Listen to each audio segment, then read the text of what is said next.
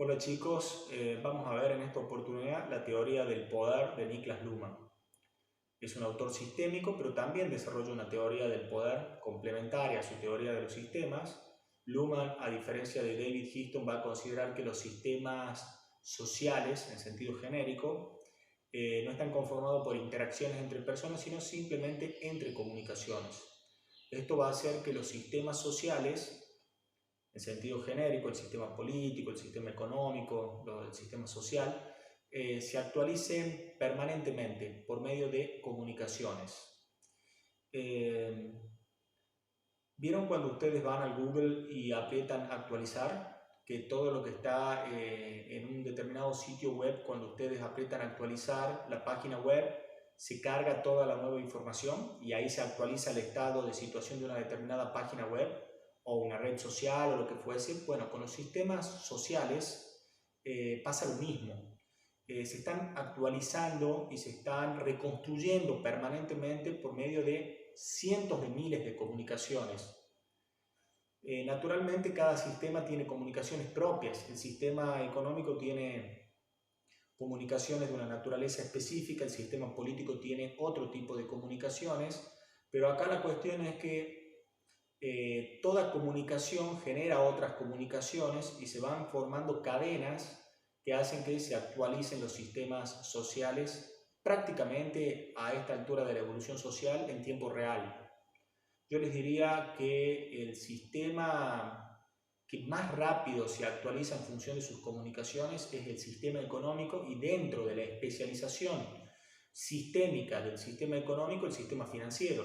Ustedes pueden ver en el mercado de valores cómo cotiza una acción en tiempo real desde el momento en que abre el mercado de valores a las 11 de la mañana hasta que cierra a las 5 de la tarde, por lo menos en Argentina, que son esos los horarios. Cómo va cotizando una acción segundo a segundo en tiempo real. Hay sitios web donde ustedes pueden ver cómo cotizan las acciones de YPF, de Aluminio Argentina, de otras empresas, tanto de Argentina como del resto del mundo. Entonces ahí ustedes ven el ritmo vertiginoso que tiene el sistema económico en estos momentos de desarrollo del sistema financiero. Bueno, todos los sistemas se van actualizando por medio de comunicaciones. Entrando específicamente al sistema político, dice Luhmann que en el sistema político se dan comunicaciones permanentemente guiadas por un código simbólicamente generalizado que es el poder. Entonces él encuadra el poder como cualquier otro medio de comunicación simbólicamente generalizado. Yo sé que ustedes entienden por medio de comunicación un diario, una radio, la televisión, pero en realidad un medio de comunicación simbólicamente generalizado es cualquier instrumento que transmita información de manera precisa. El poder transmite información de manera muy precisa, igual que el dinero. El valor del dinero, por ejemplo, algo cuesta 11 pesos con 65 centavos. Bueno, quizá el ejemplo del peso no sea el mejor porque nuestra moneda está un poco devaluada, pero si lo aplican al dólar o al euro, algo puede costar 67 centavos de euro. Por ejemplo, en Europa ustedes pueden encontrar monedas de 1 euro, de 2 euros, de 5 euros, de 10 euros, de 20 centavos de euro.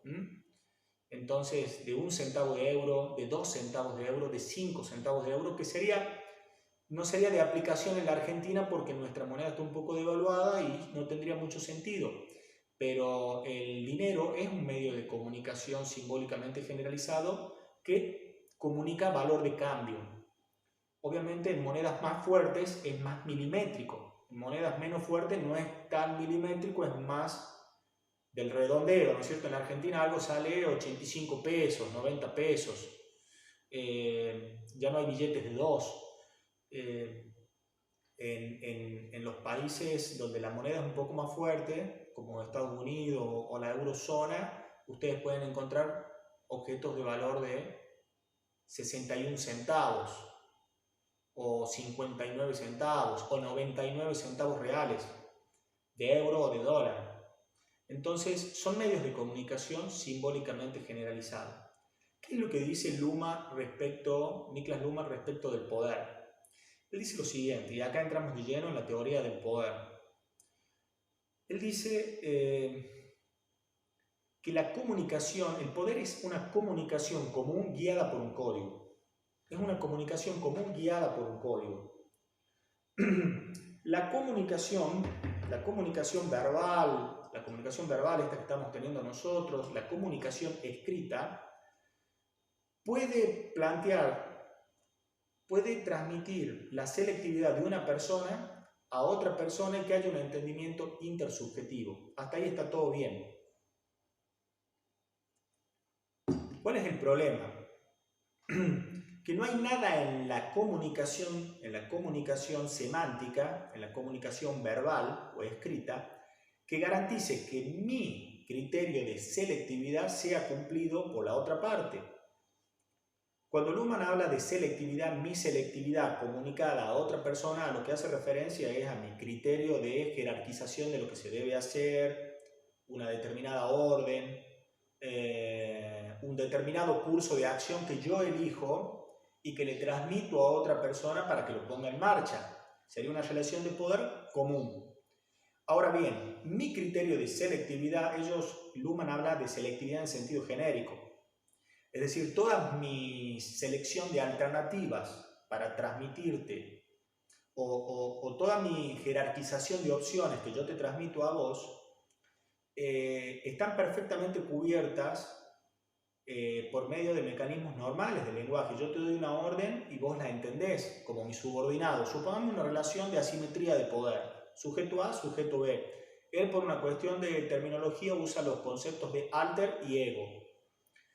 Supongamos que alter sea el sujeto poderoso y le transmite una determinada orden a ego. Por medio de una comunicación verbal. Se juntan, charlan y le transmite alter a ego lo que quiere que ego haga. Ahora bien, dice Luhmann que en la comunicación verbal no hay ninguna herramienta que garantice que esa transmisión de selectividad de alter a ego sea cumplida por ego. Entonces hace falta un código metalingüístico, o por lo menos que no está en el lenguaje común, para garantizar que esa selectividad sea interpretada por ego de una manera efectiva para su cumplimiento. Es decir, no hay nada en los mecanismos del lenguaje que hagan que ego esté motivado a aceptar ese principio de selectividad. Tiene que haber mecanismos extralingüísticos. Y esos mecanismos extralingüísticos son el poder. Supongamos una organización. Supongamos un gerente de una empresa. Y el gerente de la empresa, les voy a dar ejemplos muy sencillos para que puedan traducir la teoría de Niklas Luhmann, que es un poquito, como todo alemán, complejo. El gerente quiere contratar a 5 empresas o hay un cargo vacante en una empresa y hay 5 aspirantes.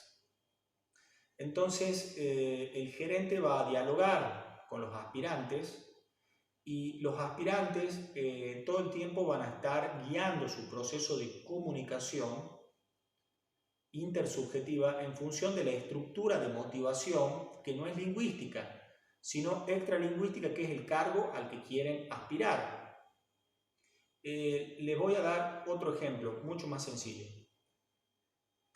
Cuando alter, que es el sujeto poderoso, está con sus subordinados, supongamos 5 subordinados, que podrían ser ego 1, 2, 3, 4 y 5, cuando alter está por contar un chiste, el sujeto poderoso, es probable que haya una anticipación de expectativas por parte de ego, de los subordinados, y que ni bien comience a contar el chiste ya se estén riendo. ¿Por qué?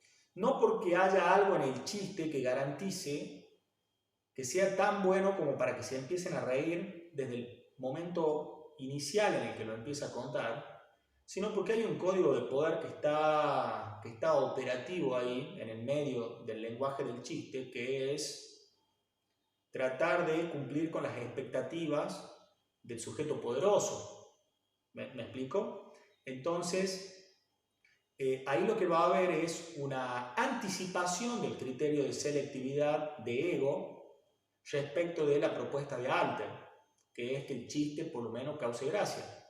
Cuando mayor es la asimetría de poder, es probable que antes de que comience a contar el chiste, o bien los sujetos subordinados identifican que está contando un chiste Alter, empiezan a esbozar una sonrisa, y cuando llegue el remate del chiste probablemente exageren la capacidad de generar gracia con ese chiste. ¿Por qué? Porque hay una anticipación de expectativas que no está garantizada por la comunicación del chiste, sino por mecanismos extralingüísticos de poder, es decir, la sanción o no como subordinado frente a no anticiparme a las expectativas de Alter. ¿Me explico? Es lo mismo que, supongamos otro ejemplo muy sencillo, supongamos que su jefe le ofrezca un bizcochuelo.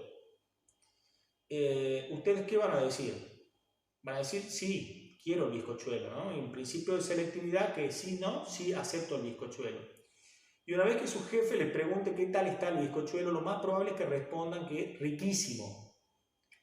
Por más que el bizcochuelo sea el bizcochuelo más feo que hayan probado en su vida. ¿Cuál es el código? ¿Cuál es el código que está operando ahí en cuanto a los dos criterios de selectividad del subordinado? Número 1. Le ofrecieron el bizcochuelo. ¿Tenía hambre? Quizás no. ¿Lo aceptó? Sí. Le preguntaron si el bizcochuelo estaba rico. Ahí tienen dos opciones, un código binario, ¿no? Feo, rico. ¿Cuál fue la respuesta? Estaba rico. Entonces aceptaron sin tener hambre y dijeron que estaba rico, aunque no lo esté. El criterio de valoración del bizcochuelo no está en función de un criterio gastronómico, sino en función de un código de poder que es anticiparme a las expectativas de Alter. Entonces, lo que hace el código del poder es lograr que el principio de selectividad del sujeto poderoso sea adoptado por el sujeto subordinado. Y lo que el código logra, el código del poder logra, es servir de estructura motivacional para que el subordinado acepte el principio de selectividad de Alter, el sujeto poderoso. Pero no por mecanismos lingüísticos, sino por mecanismos supra-metalingüísticos. De alguna manera, el sujeto subordinado en una organización entenderá que si cumple con el principio de selectividad que le transmitió Alter a Ego, continuará en la organización, logrará un ascenso, o de última evitará que lo despidan. Pero todos esos mecanismos que sirven de estructura motivacional de Ego para aceptar la transmisión de selectividad de Alter, no están garantizados únicamente por mecanismos de lenguaje, sino por mecanismos institucionales metalingüísticos. Bien, es importante comprender que no siempre las relaciones de poder son asimétricas. ¿Qué pasa cuando yo tengo un Alter que es poderoso y un Ego que también es poderoso? Acá se complejiza la cuestión porque dice Luhmann, esto va a hacer que el fenómeno del poder, la producción de poder, se incremente fenomenalmente. Fíjense que el poder solo se ejerce sobre personas libres, no sobre personas sin opciones.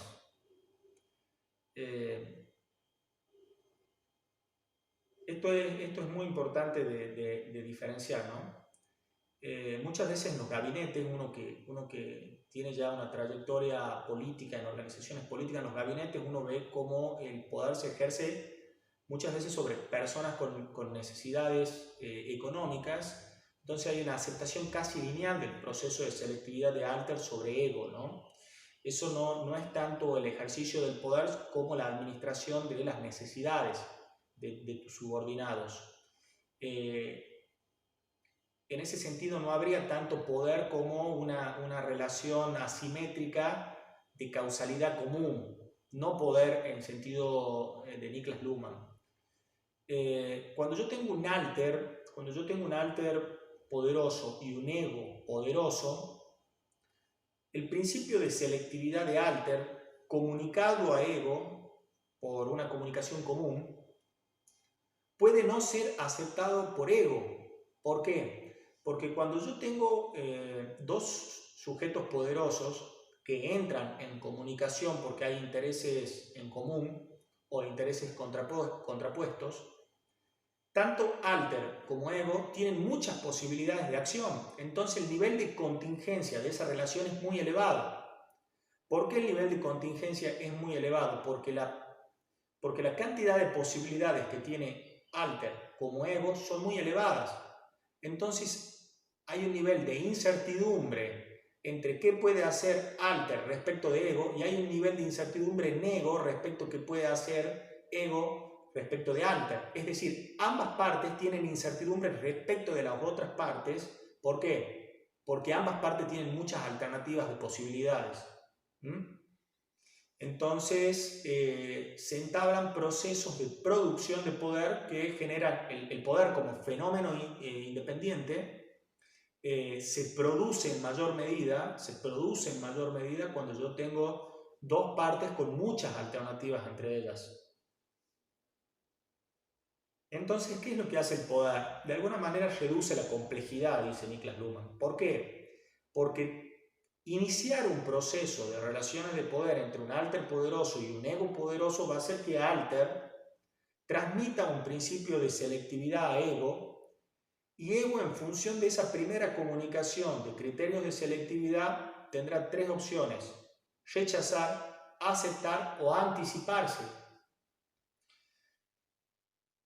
Y vendrá una devolución de ego hacia alter con un principio de selectividad modificado.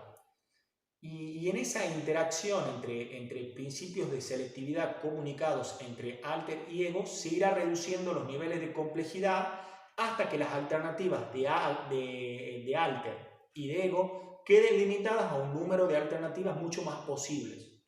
Es decir, el proceso de la relación de poder lo que va a ir haciendo es limitando las alternativas de alter y de ego hasta llegar a un número menor de alternativas para ambos que logren hacer posible la interacción y las comunicaciones entre alter y ego, y los sistemas sociales vayan evolucionando y se vayan especializando cada vez más.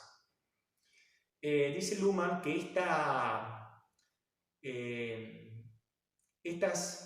estas comunicaciones entre alter y ego que van limitando los procesos de selectividad entre uno y otros, hace que los sistemas evolucionen y las nuevas comunicaciones surgen a partir de los estados posteriores de los sistemas, una vez que ya se van dando estas comunicaciones permanentemente entre ellos. Es muy interesante la teoría del poder de Luhmann. ¿El qué dice?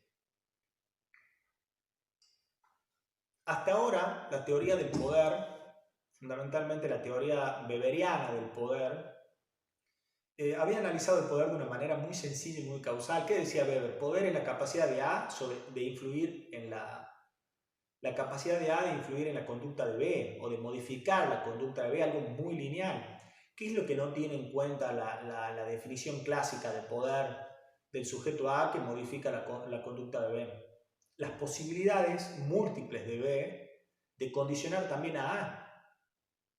Es decir, el proceso del poder, la complejidad de la naturaleza del poder, es que el sujeto poderoso también se modifica en sus estados, a través del ejercicio del poder sobre su subordinado.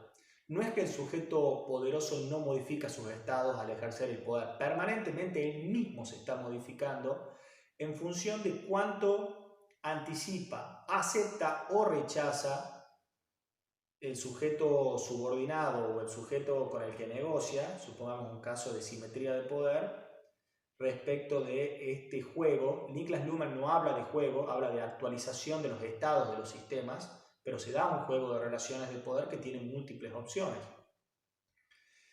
Dice Luhmann que el poder funciona como un catalizador más que como una relación causal.